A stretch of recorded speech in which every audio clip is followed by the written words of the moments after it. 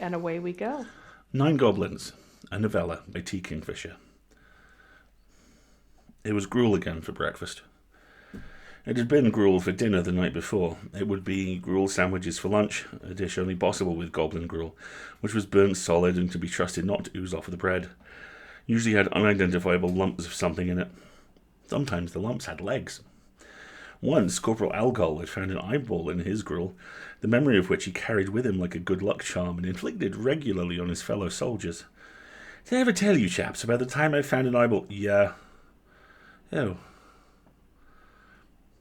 Algol wasn't a bad sort, really. He was bigger than usual for a goblin, a whopping 4'10", with broad, knotty shoulders and enormous feet. He had the ochre grey skin of a hill goblin, and he wasn't all that bright, but then he was a goblin officer. Smart goblins became mechanics. Dumb goblins became soldiers. Really dumb goblins became officers. One of the latter was gesturing grandly from the top of a nearby rise. Nobody in the 19th infantry, better known as the Wine and Niners, could hear what he was saying, and, well, that was probably a good thing. If you couldn't hear what the officer said, you couldn't be said to be disobeying orders. It was amazing how selectively deaf goblin soldiers could be, particularly when words like charge and advance and get your finger out of that, soldier, were involved. What do you think he's on about? Asked Weatherby, jerking his thumb in the direction of the officer. Everybody turned and looked, since there was nothing else to do. They had been sitting in the middle of a stony wasteland for a week, and it was either watch the officers or watch the bird. There was only the one bird, and it had been hanging around waiting for something to die for most of that week. The officer was waving his arms wildly now and hopping on one foot, like a man being attacked by ants. His red coat flapped in the breeze like shabby scarlet wings. "We're going to move out," said Murray. "You think?" Murray nodded. "He's making a big speech. He only does that when he thinks we might get into a scrape with the enemy. The enemy's not going to come at us here, so we must be moving out." For a goblin, Murray was a genius. He'd washed out of the mechanics corps for being too good at his job.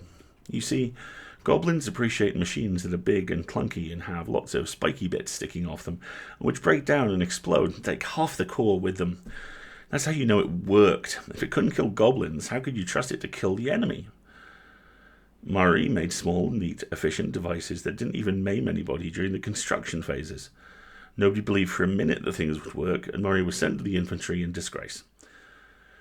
When his designs later proved dramatically successful, leaving enormous craters in the enemy ranks, and on one particularly notable occasion, causing an entire platoon of elves to simultaneously wet themselves on the field of battle, nobody could remember who'd built them.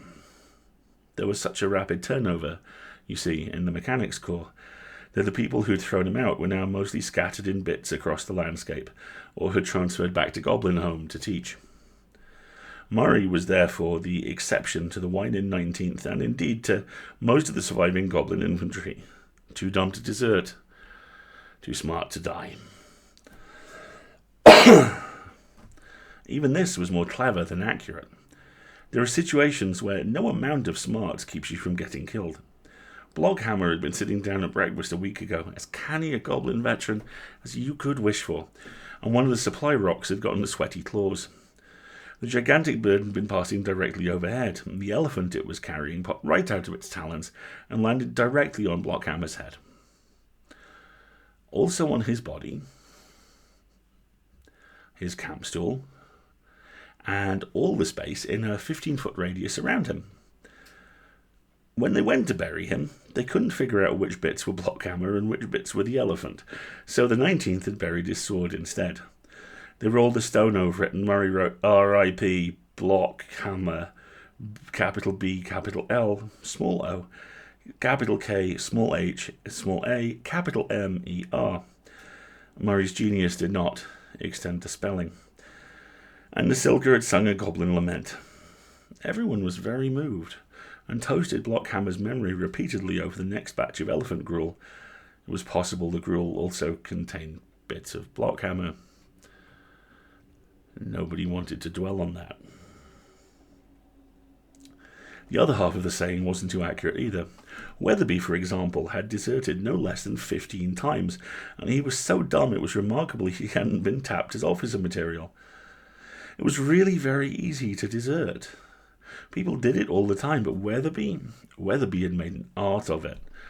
He would nod to the rest of the 19th as they sat around the campfire and say, "Right, I'm off then," and then walk in a straight line until he hit the edge of the Goblin army encampment. Once he was 50 feet from the edge of the camp, Weatherby proceeded to rip off his clothes, run to the nearest hill or tree stump, and begin dancing wildly in the moonlight, while shouting, "I'm free, you sods, free! I'm a free goblin! Woohoo!" Eventually the guards would come and get him and bring him home. His clothes were usually a loss. Since the Goblin army had blown almost all its uniform budget on redcoats for the officers, everybody was wearing loincloths from home anyway, so nobody much noticed.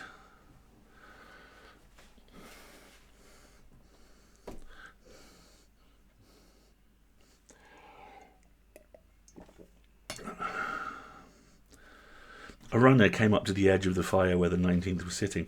"New orders, Sergeant," he said, saluting Nasilka. Nasilka muttered something under her breath. She was the ranking member of the 19th. Now Blokehammer had been splattered, followed by Murray and Algol, who were corporals, and everybody else who weren't. You could tell the ranks by the stripes on the loincloth, although the system had drawbacks if you were trying to tell the difference between a general and somebody who just didn't do laundry often enough. Nasilka didn't like being in charge. She was good at it. Didn't like it. She'd been the oldest of 6 children and was the veteran of 3 campaigns, and as a result, both responsibility and suspicion of rank were etched in Nasilka's bones. Finding herself as the senior member of the Wine and Niners was like a constant itch between her shoulder blades. "What's the word, then?" she asked. "General Globulich says to break camp. We're moving out." He saluted again. He had to be new. Nobody was that enthusiastic after the first month. "Will do," said Nasilka, and waited. The runner saluted again. He was a scrawny little green fellow, probably with imp blood somewhere a few generations back. He saluted for the 4th time, hard enough to bruise his forehead this time. Sergeant Nasilka took pity on him and saluted back, and he ran off to the next camp. Nasilka was a female goblin, which meant that everybody was a little scared of her. Occasionally you saw women in the enemy armies, generally slim, willowy-looking young women with long bows and grim expressions. She wondered if everybody on their side tiptoed around them like naughty children with an unpredictable schoolteacher. Somehow she doubted it. There was nothing slim or willowy about Nasilka. She was built like a chunk of granite, and she could carry a live boar under one arm. The only concession to femininity was that she wore her hair in a bun instead of a long queue, and she wore slightly fewer earrings than everybody else. "All right, maggots, you heard the man," she growled. "Pack up and move out." Most of the whining 19th groaned and grumbled and sulked. Murray and Algol, however, got to their feet and went to start packing their kits, and eventually the rest followed. Sergeant Nasilka had just shoved her spiked club into her belt when a flash of red indicated that the officer had returned to his position on the cliff. Now he was mounted on his parade pig, a big white porker with its hooves polished and ribbons twined in its tail. He made a sweeping gesture with his sword. The pig squealed. "Well, that's our cue," Nasilka said. She slung her pack over her shoulder and looked around her unit. They were mostly packed. Murray was helping the 2 newest recruits get their gear arranged. Algol had the lead rope for the supply goat. Luber had a finger up his nose. "Move out." The Wine and Niners moved out.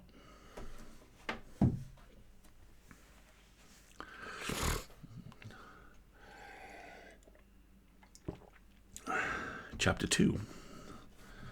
How the Goblin War, if you ask the humans, or the glorious conflict resisting the ongoing human aggression, if you ask the Goblin generals, or the bloody miserable mess, if you ask the 19th, got started really depends on which side was doing the talking. Humans and elves will tell you that goblins are stinking, slinking, filthy, sheep-stealing, cattle-rustling, hen-house-raiding, disgusting, smelly, obnoxious, rude, unmannerly, and violent. The goblins would actually agree with all of that, and they might add cowardly and lazy to the list as well.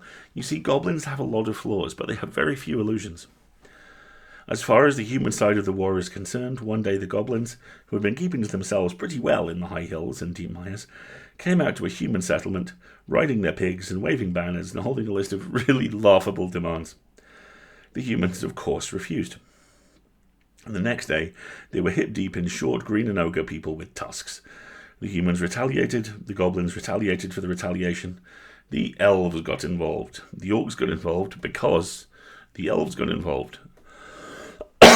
And by the end of 6 months, it was a horrible, churning, entrenched mess, where troops on both sides sat around for weeks on end and occasionally, but only occasionally, ran at each other screaming.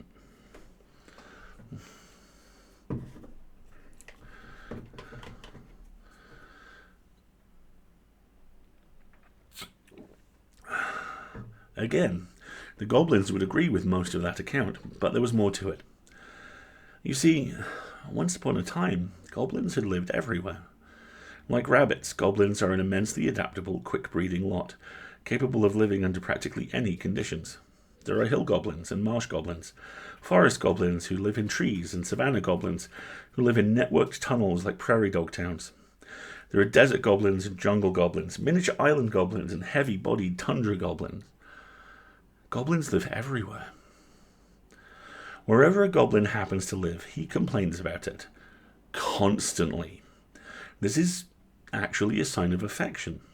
A desert goblin will complain endlessly about the beastly heat and the dreadful dryness and the spiky cactus. He will show you how his sunburn is peeling, and the place where the rattlesnake bit him, and the place where he bit the rattlesnake. He will be thoroughly, cheerfully miserable. If you took him away from the desert, though, he'd be lost. He wouldn't know what to complain about. He might make a few half-hearted attempts, but he would eventually lapse into confused silence and return as quickly as possible to the desert he loves. Complaining is how he shows he's paying attention to all the little nuances of his home. This is basically goblin psychology in a nutshell.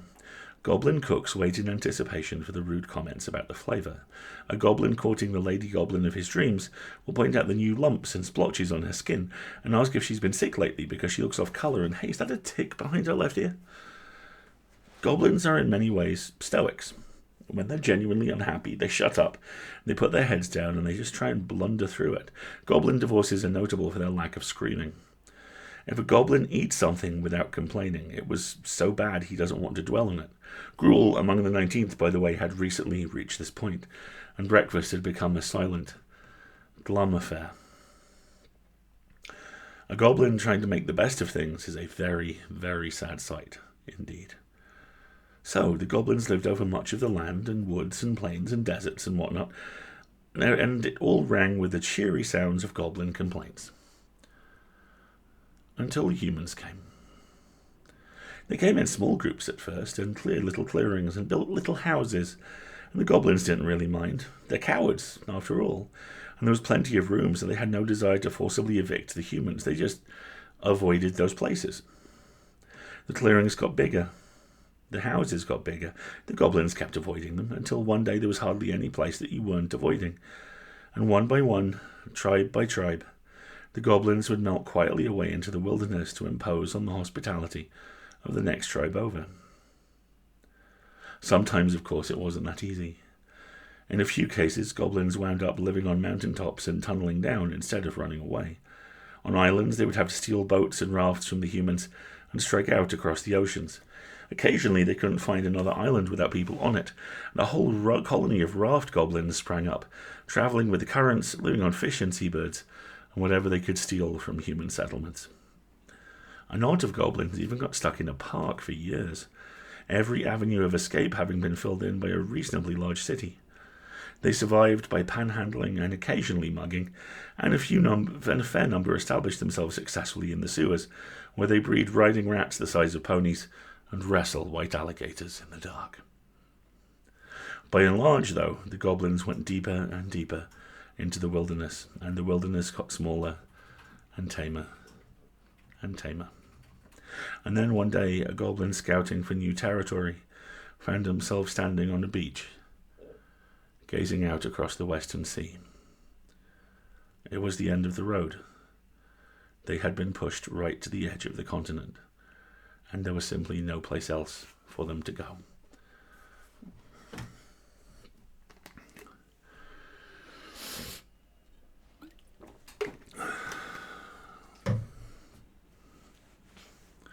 Okay. Oh yeah, I'm good. Just take a minute. Chapter 3. Sings to trees had hair the colour of sunlight and... Pardon me. Bless you. You're right. Oh yeah. I'm going to start that over. Yes. Have some more tea while you're at it.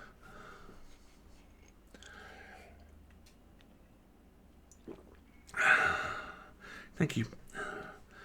Sings to trees had hair the colour of sunlight and ashes, delicately pointed ears, and eyes the translucent green of new leaves.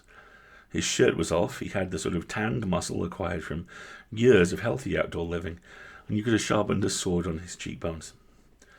He was saved from being a young maiden's fantasy, unless she was a very peculiar young maiden, by the fact that he was buried up to the shoulder in the unpleasant end of a very pregnant unicorn.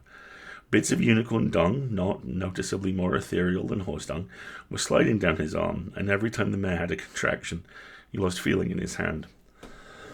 It had been nearly 2 hours. The ground was hard and cold, and his knees felt like live coals wrapped in ice. She'd kicked him twice, and if Sings to Trees hadn't known that it was impossible, he'd have begun to suspect that the unicorn had arranged a breech birth out of spite. No, he was being unfair. It couldn't be any more fun for her than it was for him, just because he didn't really like unicorns. Shouldn't let it cloud his judgment. He sighed, and tried yet again to get a grip on one of the foal's legs. Unicorn foals had hooves as delicate as glass bells, naturally and however adorable... Unicorn foals had hooves as delicate as glass bells, naturally, and however adorable they were when tripping lightly across the meadow, they were pure bloody torture to grab in the slippery, less than inhospitable... Start the corpse counter. Unicorn foals had hooves as delicate as glass bells, naturally, and however adorable they were when tripping lightly across the meadow, they were pure bloody torture to grab in the slippery, less than hospitable environment inside the mother unicorn. If you could just get the little monster turned, a few good pushes should do it. The problem was getting a good grip. He rode out yet another contraction with gritted teeth. Sings to Trees loved all living creatures, and loved them with a broad, impartial love, the sort of love that rescues baby bats and stays up nights feeding them, one drop of milk and mealworm mix at a time. He splintered the legs of injured deer, treated mites in the ears of foxes, gave charcoal to colicky wyverns. No beast was too ugly, too monstrous, too troublesome. He had once donned smoked glass goggles and shoulder-length cowhide gloves to sit up with an egg-bound cockatrice for 3 days, giving it calcium tablets and oiling its cloacal vents every 4 hours. Since it had been nursing a pocket full of baby hummingbirds at the time, which had to be fed sugar water every 15 minutes, 16 hours out of the day, it had been an extraordinary 3 days. He still had nightmares about it. But he never really warmed to unicorns. Possibly it was because they didn't need him. Regular elves loved unicorns as they loved all beautiful creatures, and a unicorn with so much as a stubbed hoof could turn up at the door of any elf in the world and be assured of treatment. Sings to Trees hardly ever had to deal with them, and honestly, he preferred it that way. But when somebody needed to actually reach a hand in there and turn a foal around, suddenly the unicorn lovers of the world melted away, and it was down to Sings to Trees and a barn and a bucket of soapy water, and the hind end of a unicorn. Of course. As if to punctuate this thought, the unicorn kicked him. Again. He grunted. He was pretty sure the mare was smart enough to know that he was helping her. He just didn't think she cared. He got a grip on something that felt like a wee little hock and started the tricky process of hauling, coaxing, and generally begging the tiny creature to turn around. Another contraction came along, and he willed his numb fingers to hold on to the foal's leg. His fingers laughed at him. Give him trolls any day. 1,000 pounds of muscle and bone, froggish, goatish creatures the size of bears, with enormous curling horns that could smash through a concrete wall. They were ideal patients. Trolls might not be more talkative than unicorns, but they understood every word you said, and if they had come to you for help, they would trust you to the ends of the earth. You could saw off a troll's leg and it would look at you with huge tearful eyes the size of dinner plates and hold still while you did it. If you told them to come back in a week for a checkup, a week later, there they'd be, as soon as the sun went down, squatting patiently in the vegetable patch, ready to be poked and prodded all over again. Singing to trees actually quite liked trolls. And they were grateful too. Not a month went by when he didn't wake up to see gigantic cloven hoof prints around the yard and half a billy goat left draped across a tree stump. Not like unicorns. As soon as the foal was able to walk, the man would be gone like a shot. He'd never see her again. Come to think of it, maybe that wasn't a bad thing. Okay, he said to the unicorn, mildly surprised at the weariness in his own voice. I think I've got it presenting right. Let's give this a try. Push. The mare pushed. He pulled. There was a brief, horrible moment where nothing happened, and Sings to Trees saw another 2 hours of internal fumbling ahead of him, and then with almost absurd ease, the foal slid out and hit him in the chest. The mare grunted in triumph, and he fell over backwards with his arms full of slimy baby unicorn. Its first act was to kick him with its adorable little hooves. He gazed at the barn rafters while it beat a tattoo on his ribs, and it hurt, but his knees hurt worse. Okay, not much more to go. He could handle this. He staggered upright, shuffled on his knees to the end of the unicorn he hadn't seen much of this evening, and dumped the foal in front of her. She bent down, snuffled at the tiny creature, tapped it delicately with her foot-long horn as if to test it, and then began licking at its damp white hide. The bedraggled foal lifted its muzzle and made a faint, squeaky snort of protest. Even to someone who didn't much care for unicorns, at another time this scene would be pure magic. But there was gunk from the hind end of a unicorn plastered clear up the side of his face, delicate hoofprints turning purple across his ribcage, and he felt about 1,000 years old. He got painfully to his feet. His knees had moved through the on-fire stage and now felt as if tiny wolverines were chewing under the kneecaps, and staggered outside to the pump. He tried to grab the pump handle, and for an awful moment his hand wouldn't close on it. Well, no surprise there. His right arm, the one that had been inside the unicorn, was red and white and bruising magnificently where contractions had smacked his bicep repeatedly against the mare's pelvic bones. And there was unicorn crap and amniotic fluid and bits of straw all over him. Sings to Trees slumped against the pump handle, moaned, and managed to grab it with his left hand. By dropping most of his weight on it, with all the grace of a sack of potatoes, he got enough water out to sluice the worst of the muck from him. It was icy cold, but he didn't really care. There was soap somewhere. He found it. It didn't lather well, but at least he made a symbolic effort before giving up. He ducked his head back in the barn and glanced over at the mother and child, who were arranged in a beautifully domestic scene, as tranquil as the dawn. White hide glowed in the muted lamplight. You'd never know she'd spent hours in labour. That was unicorns for you. Pausing only to make sure the afterbirth had passed with no difficulties, he considered patting the foal, but the mare, ingrate that she was, stamped a hoof at him and lowered her horn warningly.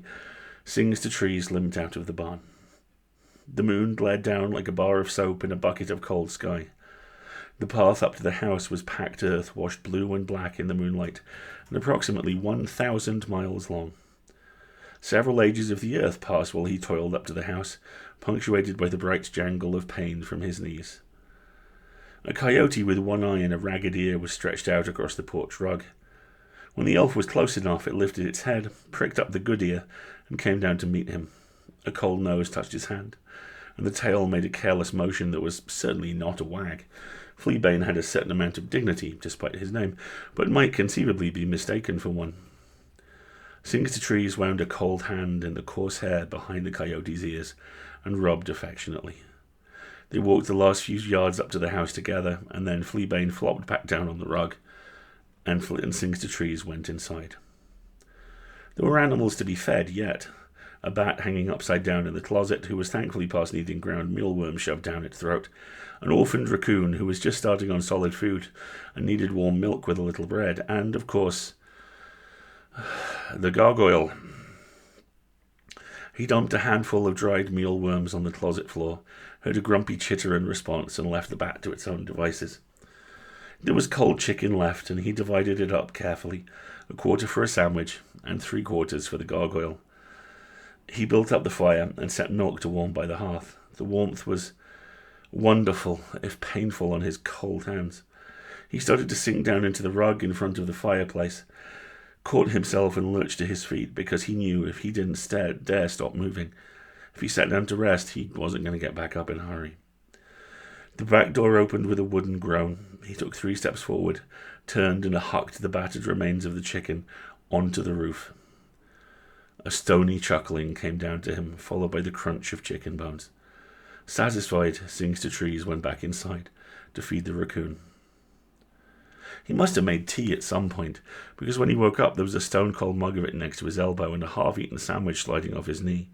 The raccoon cub was asleep on his lap, in the wreckage of what had been a saucer of bread soaked in warm milk. Perhaps it was just as well he hadn't bothered with a shirt. It looked like most of the milk had gone into the raccoon anyway, and his sandwich had a distinctly gnawed look. Some days that was all you could ask for. Sings to Trees gave up even pretending he was awake. He put the raccoon to bed, towelled off the remnants of both their dinners as best he could, and limped to the bedroom. He had just enough energy to remove his shoes, and then sleep crept up and hit him.